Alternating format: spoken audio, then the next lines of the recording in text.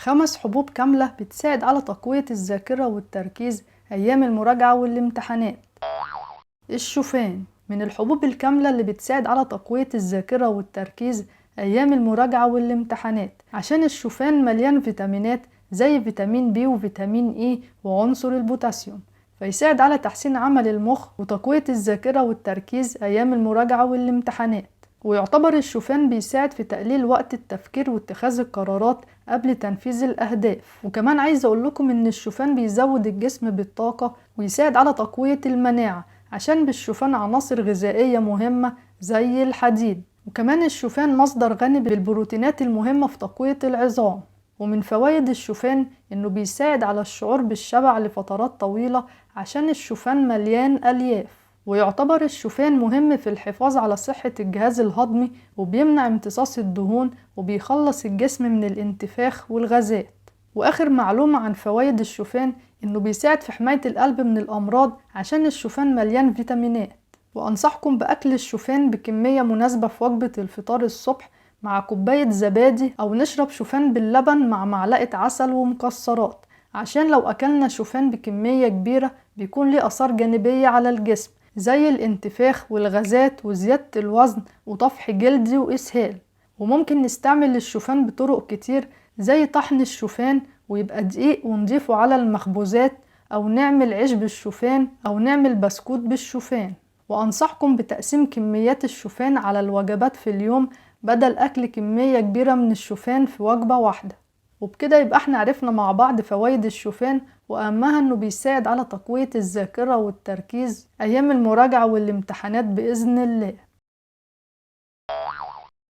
القمح من الحبوب الكاملة اللي بتساعد على تقوية الذاكرة والتركيز أيام المراجعة والامتحانات، عشان القمح فيه عناصر مهمة للمخ والجسم، فيساعد على تحسين عمل المخ والوقاية من مرض الزهايمر. ومن فوائد القمح إنه بيساعد على تقوية المناعة وحماية الجسم من الأمراض، عشان بالقمح فيتامينات زي فيتامين A وفيتامين B وفيتامين C. وكمان عايز أقول لكم إن القمح فيه كربوهيدرات بتساعد على زيادة الطاقة في الجسم أيام المراجعة والامتحانات. ومن فوائد القمح إنه مهم في تقليل ضغط الدم العالي، وبيساعد في حماية القلب من الأمراض، ومهم في الوقاية من تصلب الشرايين. وأنصحكم بالاهتمام بأكل كميات مناسبة من حبوب القمح، وخصوصا لما نطحن حبوب القمح فتتحول لدقيق القمح، وبكده نقدر نستعمل دقيق القمح في الوجبات الرئيسية وفي عمل البسكوت والكورن فليكس. وممكن ناكل حبوب القمح بطريقة مختلفة زي البليلة، واتكلمت عنها قبل كده في حلقة، وهسيب لكم رابط الحلقة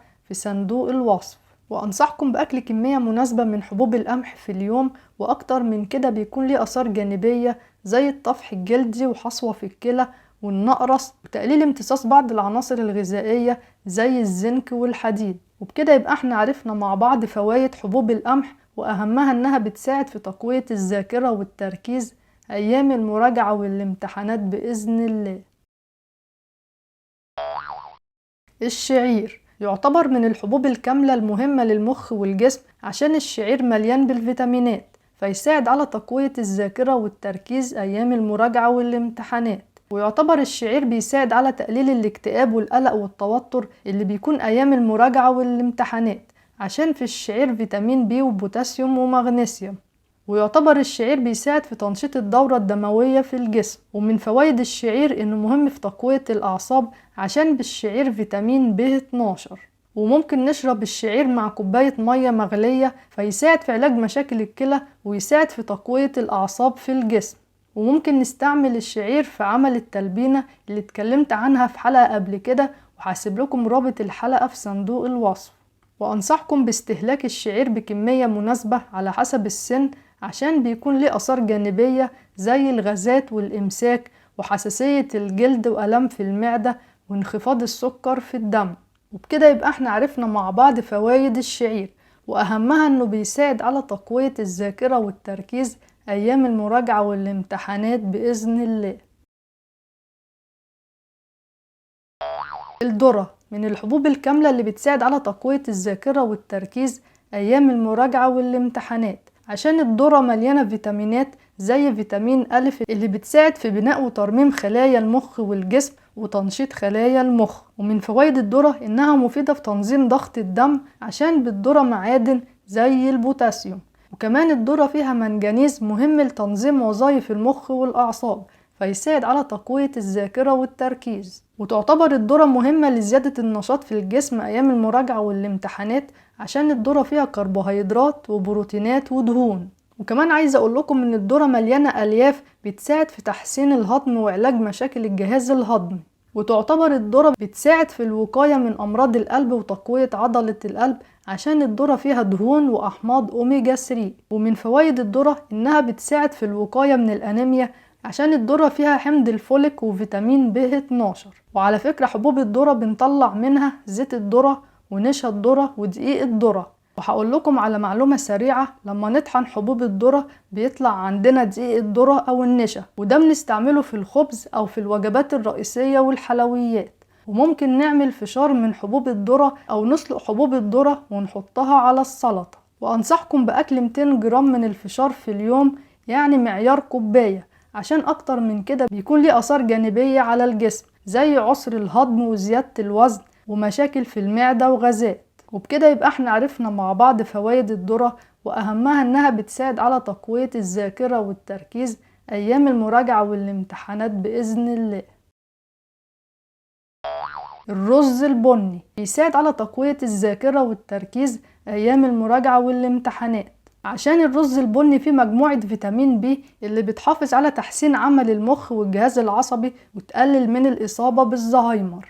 ويعتبر الرز البني مهم لتقوية الأعصاب عشان الرز البني فيه بوتاسيوم وكالسيوم. ويعتبر الرز البني فيه ألياف بتساعد على الشعور بالشبع لفترات طويلة وتساعد في تنشيط حركة الأمعاء. ومن فوائد الرز البني إنه بيساعد في تقوية المناعة عشان الرز البني مليان فيتامينات ومعادن. بس أنصحكم ناكل كمية مناسبة من الرز البني عشان الكميات الكبيرة بتعمل آثار جانبية زي مشاكل في الكلى وتقليل السكر في الدم ومشاكل في المعدة والإسهال. وممكن نشتري الرز البني من السوبر ماركت أو من أي موقع أونلاين، بس ناخد بالنا نبص على تاريخ الصلاحية. وبكده يبقى احنا عرفنا مع بعض فوائد الرز البني، وأهمها إنه بيساعد على تقوية الذاكرة والتركيز أيام المراجعة والامتحانات بإذن الله. ولو عجبتكم الحلقة اعملوا لايك وشير للحلقة مع أصحابكم عشان يستفادوا، وما تنسوش تشتركوا في القناة وتفعلوا الجرس عشان يوصلكم كل جديد بإذن الله. وبكده يبقى احنا عرفنا مع بعض 5 حبوب كاملة بتساعد على تقوية الذاكرة والتركيز أيام المراجعة والامتحانات بإذن الله.